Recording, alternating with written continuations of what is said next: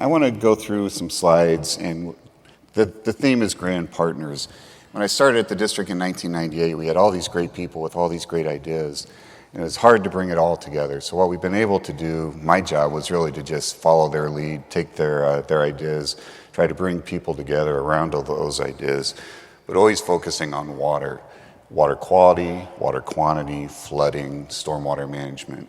And when you do that, stormwater management, water management, that's not that hard. What's hard is bringing people together, bringing the politics together, getting people to row the boat in the same direction.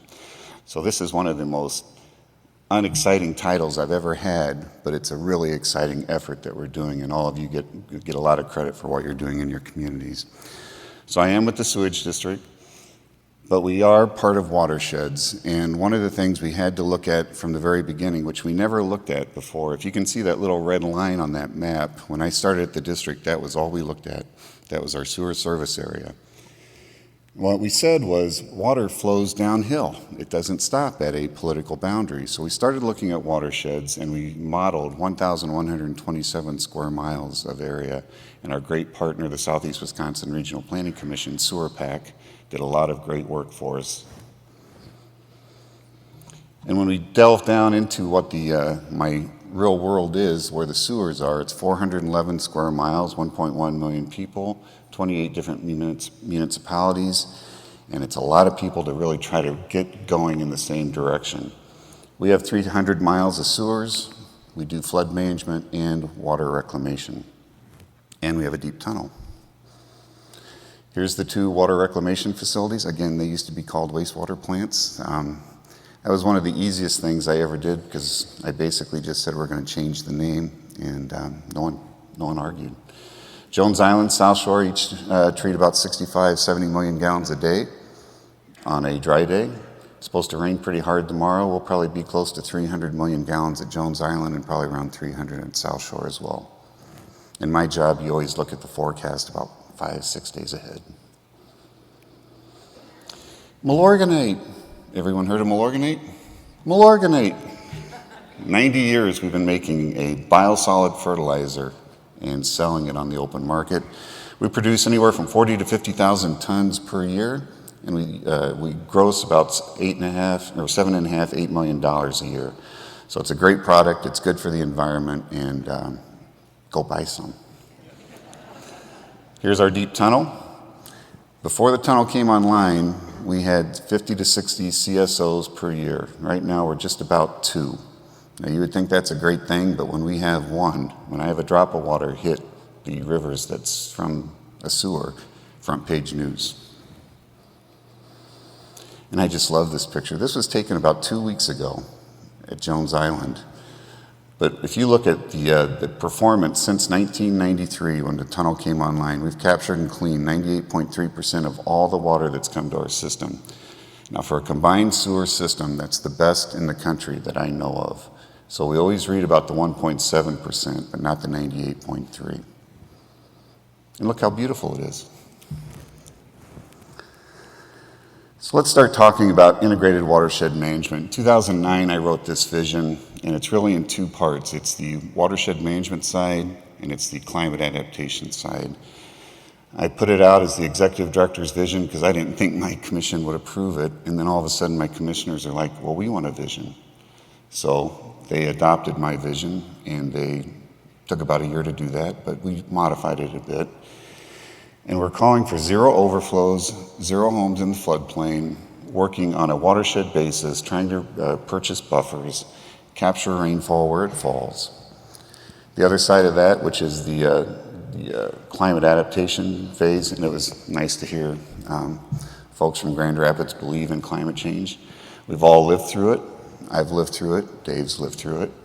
So it's something that we're promoting, trying to get people to start talking about what they need to do on their own. So let's start talking about some of the great projects. And if you've seen these slides, I'm glad. That means the word's getting out.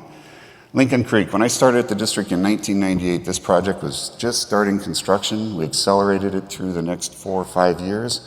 We took concrete out of the waterway, minimized the floodplain. I think we only had to purchase like 4 or 5 homes, and the habitat was enhanced. The great story on Lincoln Creek is when it was first completed, all of a sudden the salmon started migrating up Lincoln Creek. The DNR called us, I think that first fall, and they said, we've got a problem. And I said, what? And they go, well, the salmon are migrating up the creek. And I go, that's great. They said, well, they're migrating up and dying, so now DNR staff are going out and picking up the dead fish and having to get rid of them. It was just one of those learning curves, but it's exactly what we wanted to happen. Return it to nature, try to be as close to what happened before we came and screwed everything up. Valley Park Project, this was my first public meeting. This is what it looks like today. This is a flood management facility, but it's really a park. It's operated by Milwaukee County Park System. It's got a playground, there's an underground storage tank. You can see way in the back of the picture, there's a pump station and a flood wall, very similar to what I think Grand Rapids is doing here. Hart Park, just upstream. This is a park that used to have about 65, 70 homes. We have purchased those homes, relocated those folks within the area that they had lived in before. There's a band shell down there, there's baseball diamonds. It's really a great facility in the summer that people go to. And then county grounds, this is a huge $90 million, used to be called a detention pond. I'm a civil engineer. Used to be called a detention pond, but now it's a wetland. And it stores the 100-year flood off the Menominee River. But when you look at it, you would think you're up north Wisconsin. It's just a natural area. People are out biking on trails that we call maintenance roads, so they can use our roads for their maintenance. And a lot of times it's just how you talk about these things. And this project we just completed last year, which we call the great name of the 5 Low Dams Project. What it actually was we had sewers that were passing underneath the Menominee River, and over the years, the erosion on the river had cut down the bottom of the creek or the river, and all of a sudden, the casings around those sewers became low water dams. The concern was what happens if those low water dams break and sewage starts flowing. So, and actually Dave was the project manager and the lead of this. We got a lot of great funding from both federal and local partners. And that project is completed. We've moved those dams and made it a natural area. Although it looks natural there, people used to drive their cars down on these low dams and wash their cars in the river. So just have to teach people to do little things different. And we are in massive concrete removal phase right now. We are removing the concrete on the Menominee River. That's actively being worked on. That black pipe that you see in that picture is the Menominee River during construction.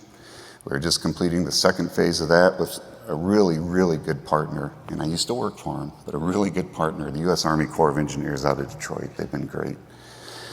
We are about to go out, hopefully, for the next phase, which will be on Underwood Creek, which should start August, September for concrete removal there.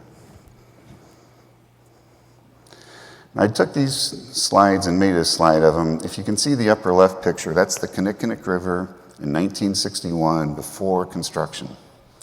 And look at what a great job we did. Lower right, that's before and after. Isn't that beautiful? You know, it did really well for flood management in that area, but it was really bad for kids were playing in the creeks. They would get down in there when the water was flowing real fast, and we had quite a few deaths. So keep in mind that upper left picture, and this is what it's going to be in 5-6 years from now. This is the vision for the future, and it looks just like it did in 1961. You know, it's very, very strange. But we're trying to go back to what it looked like to be really inclusive of nature with all of our flood management that we work on. And when we do that, we have to keep the community in mind. So water management is something we have to do. But when we do it, we can do it in a smart fashion. We can help this with some of the societal issues that we have. We can put people back to work.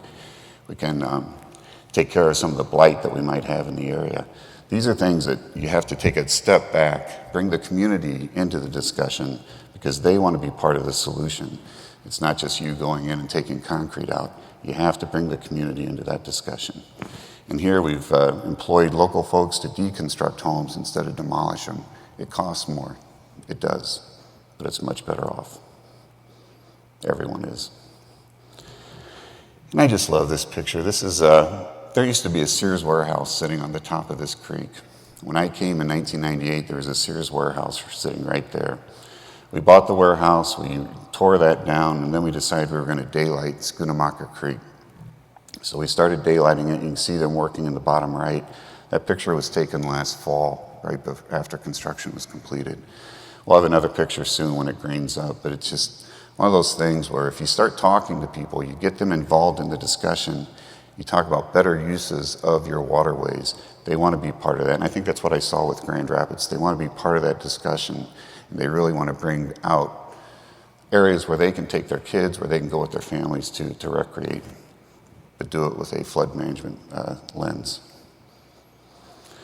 The other thing we're working on is green infrastructure. We've been doing green infrastructure since 2002. This is rain barrels, rain gardens, porous pavement, bioswales, green roofs. I saw green roofs on some of the buildings outside my hotel. I took a picture. I was so happy. And I'll send it back to my staff. We have a goal of capturing 740 million gallons of water with green infrastructure. We're on the fresh coast. That's Mayor Barrett's term, which I think is great. It's not the East Coast, not the West Coast. It's the fresh coast, the Great Lakes. So Fresh Coast 740 is the program, and we're going to manage that drop of water where it falls, so it doesn't become a stormwater issue, so it doesn't become a flood management issue, so it doesn't cause problems downstream and has a beneficial use where it falls. One of the programs is the Green Seams program. I think I've talked about this forever, but this is an amazing program. Talk about partnerships. When the first meeting I went to with Green Seams, people thought we were going to condemn land. Actually, this is a program where we're buying land, but it's not under condemnation. So they thought, I was in Oak Creek, they thought we were going to be condemning their farmland, and they had to call the police for the meeting. So sometimes partnerships don't start out on the right note. That was probably our fault for not, talking about it more. But it really has turned from that point where we had people yelling at us about condemnation to the point now where we have people donating land to us. It's a great program, and it's really forward-thinking because we're not going to put impervious cover on this land up front. We're not going to have to come back and rebuild it later. And here's the green infrastructure, 21.5 million gallons of water every time we have a rainstorm. So it's not annually, it's every time we have a rainstorm. And, green infrastructure is great. We're targeting that first half inch of rainfall, but look at the people in these pictures. Look at the involvement that we have. This brings the neighborhood, this gets the community involved. It's not a municipality, it's not a village hall, it's not a city hall, it's the neighborhood. We just gave an award. We have an award that we call the Green Luminaries Award. If you want to see some great video of people excited about getting involved with water management, go to mmsd.com and click on some of these videos. There's one that we just awarded in the 30th Street corridor, one of the poorest areas of Milwaukee. And these little old ladies are out there. They're doing some phenomenal things. I just love seeing them whenever I see them because they're out there talking to the neighbors. So they become our ambassadors on water management. Green roofs, 512,000 gallons per storm. Rain barrels. Started this in, I think it was 2002. I became executive director in 2002. And I said, there's got to be more to just building big detention ponds or concrete line channels. There's got to be more to stormwater management, flood management. You got to get the kids involved. You got to get the people involved. This is one of those efforts. And it's gotten to a point where now the municipalities are doing it. So they have their own green days. This is a Green Summer Day in West Dallas, one of our suburbs. They're selling rain barrels. They're selling rain garden plants. They're planting them. They're doing the work. And so all of a sudden we've gone to this point where we used to hide. We would not want our heads seen during a rainstorm. Where now people are looking for us to come out and help them build some of these things. So that's that. A lot of people used to say that Lake Michigan was just dirty. You didn't want to swim in Milwaukee when you were there. This is the triathlon. They've been there, I think, 4 years in a row. They've told us it's the cleanest big city water environment that they've ever competed in. And so it makes me real proud to see all those people in the lake. So Thank you very much for having me. You guys are going to have so much fun, and I am so proud to be here, so thank you very much.